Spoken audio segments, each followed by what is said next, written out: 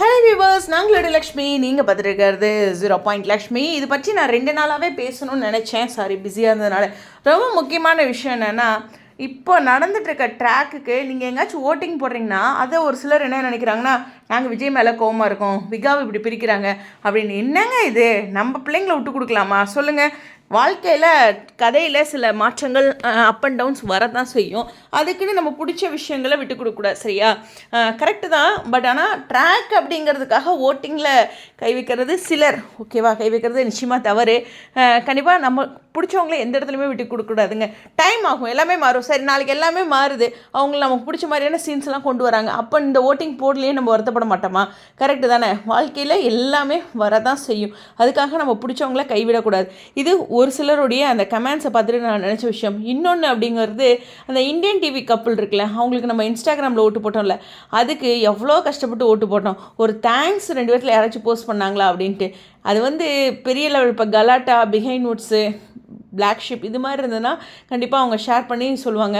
இது இன்ஸ்டாகிராமோட இது உண்மையுமே சொல்கிறேன், இது ஹானஸ்ட்டாக சொல்லணுன்னா, ஒரு இன்ஸ்டாகிராம் பேஜ் இந்த மாதிரி எங்களை லைக் பண்ணுங்கள், ஷேர் பண்ணுங்கள், சப்ஸ்கிரைப் பண்ணுங்கள் அப்படிங்கிறத பாயிண்ட் பண்ணி ஃபாலோ பண்ணுறத மட்டுமே பாயிண்ட் பண்ணி பண்ணுறவங்க அவங்களுடைய க்ரோத்துக்கு ஃபஸ்ட்டு பண்ணுறாங்க. இது நிறைய பேஜஸ், ஒரு புது பேஜ் ஒரு 1000 ஃபாலோவர்ஸ் ரீச் ஆகிறாங்கன்னு வச்சுக்கோங்களேன், அவங்க பண்ணுற ஃபஸ்ட்டு விஷயமே இந்த வருஷத்துக்கான ஓட்டிங் போல் வைப்பாங்க. நான் அதனாலேயே அதை வைக்கிறதே கிடையாது. ஏன்னா அப்படி ஒரு ஃபாலோவர்ஸ் நமக்கு வேண்டாம்.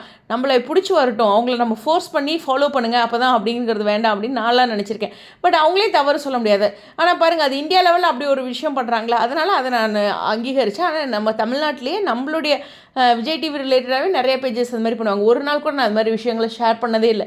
ஏன்னா அவங்க அந்த ஃபாலோ பண்ணுங்கிற கண்டிஷன் எனக்கு கொஞ்சம் வருத்தமாக இருந்தது. பட் அதை நம்ம ஷேர் பண்ணல, நமக்கு நன்றி சொல்லலைன்னா அது ஒரு இன்ஸ்டாகிராம் பேஜோடைய க்ரோத்துக்காக பண்ணுறது. அதுக்கு ப்ரமோஷன்னா இப்போ நம்ம அவங்கள சப்போர்ட் பண்ணுறோன்னு வச்சுங்களேன், அந்த பேஜில் நாளைக்கு என்ன போட்டாலும் நம்ம பொறுப்பாயிடுவோம். கரெக்டாக?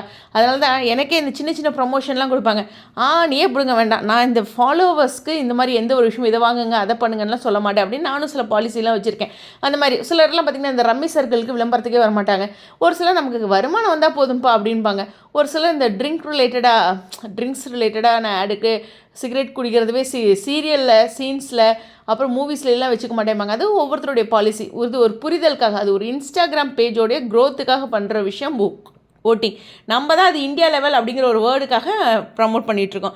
ஸோ இது ஒரு புரிதலுக்காக. அதுக்காக நம்ம இவங்களை ஃபாலோ பண்ணாமல் அந்த ஓட்டிங்கில் கை வைக்கிறது, இவங்க மேலே கோவமாக இருக்கிறதுங்கிறது நிச்சயமாக தவறான விஷயம். ஒரு உரிமையாக சொல்லலாம்ல, இதெல்லாம் தப்புப்பா, விடு, நம்மளாம் அப்படி பண்ணலாமா அப்படிங்கிற ஒரு விஷயம் தான். இன்னொரு சூப்பரான விஷயம், பிளாக் ஷிப்போட ஒரு வீடியோ பார்த்தேன். அதில் இந்த ஓட்டிங்லாம் அப்படிங்கும்போது கார்த்திக் ராஜோட ஃபேன்ஸும் இந்த விக்கா ஃபேன்ஸுன்னு இருக்காங்கப்பா, விட்டாவே மாட்டேங்கிறாங்க அப்படின்ட்டு. அவங்க டெலி அவார்ட்ஸ்வே அவ்வளோ பெருசாக சொல்கிறாங்க. அதாவது சினி அவார்ட்ஸ் தானே ஃபஸ்ட்டு, ஆனால் டெலி அவார்ட்ஸில் தான் அந்த ஓட்டிங் அதிகமாகவும் கமெண்ட்ஸ் அதிகமாகவும் இருக்குது அப்படிங்கிற மாதிரி சொல்கிறாங்க. கண்டிப்பாக அது ரொம்பவே சந்தோஷமான விஷயம். நான் மீண்டும் சொல்கிறேன், கார்த்திக் ராஜ் ஃபேன்ஸு நிறையா விஷயங்களில் டஃப்பாக இருப்பாங்க. ஸோ அவரை விட்டே கொடுக்க மாட்டாங்க. அந்த ஃபைட்டெல்லாம் நான் நிறையா பார்த்துருக்கேன். குமரனுக்கும் அவருக்கு எதிராக கலாட்டாலன்னு நினைக்கிறேன், பயங்கரமாக ஓட்டிங்லாம் போச்சு. 2-3 வருஷத்துக்கு அவர் டஃப் கொடுத்தாரு, அதாவது தொடர்ந்து அந்த ஓட்டிங்கில். அது மாதிரி பெரிய ஃபேன் பேஸ் வச்சுருக்காரு. அவருக்கு எதிராக அப்படிங்கிறது நிச்சயமாக ரொம்ப சவாலான விஷயந்தான். அதே மாதிரி விக்கா ஃபேன்ஸு விட்டவே மாட்டாங்க. ஒவ்வொரு இடங்கள்லையும் ஓட்டிங் வந்துச்சுன்னா பொழந்து கட்டிக்கிட்டு இருக்காங்க. இவங்களையும் சும்மா சொல்கிறதுக்கு இல்லை. ஸோ இவங்க 2 பேருமே களத்தில் இருக்காங்க அப்படிங்கிறத அவங்களே பாயிண்ட் அவுட் பண்ணி ஒரு வீடியோவில் பிளாக் ஷிப் சொல்லியிருக்காங்க. 9ஆம் தேதி அடுத்த மாதம் அவார்ட்ஸ் கொடுக்குற விஷயம். ஆனால் இந்த மாதம் 15ஆம் தேதியோட ஓட்டிங் முடியுது.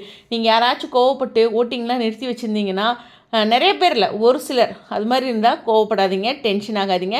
நமக்கு பிடிச்சவங்க மேலே கோவப்படுறது சரியான விஷயம். அவங்க மேலே வச்சுருக்க பாசத்தை ரொம்ப ஆழமாக கட்டுது. பட் ஆனால் அது ஓட்டிங்கில் கை வைக்கிறது நிச்சயமாக தவறான விஷயம். ஏன்னா நாளைக்கு அடடா இவங்க ஜெயிச்சப்போ நம்ம அந்த ஓட்டிங்கை போடாமல் விட்டுமே 2 நாள் அப்படின்னு வருத்தப்படக்கூடாது. எப்படின்னா அந்த எக்ஸாம் வரும், 10th 12th எக்ஸாமு. அப்போ பார்த்திங்கன்னா இந்த 4 நாள் லீவ் விட்டுருக்கும்போது ரொம்ப அசால்ட்டாக விட்ருவோம். அந்த மார்க் வரும்போது ஒரு 2 நாள் கொஞ்சம் இழுத்து பிடிச்சி படிச்சிருக்கலாமோ அப்படின்னு நமக்கு தோணும்ல. அந்த ஒரு விஷயம் நமக்கு தோணக்கூடாது. ஒரு புரிதலுக்காகவும் அன்பாகவும் உங்ககிட்ட எல்லாமே பேசுகிறதுக்கு எனக்கு உரிமை இருக்குது அப்படிங்கிற ஒரு புரிதலோட இந்த வீடியோலேருந்து விடைபெறேன். Stay on. நம்ம பிள்ளைங்களை விட்டு கொடுத்துறாதீங்க.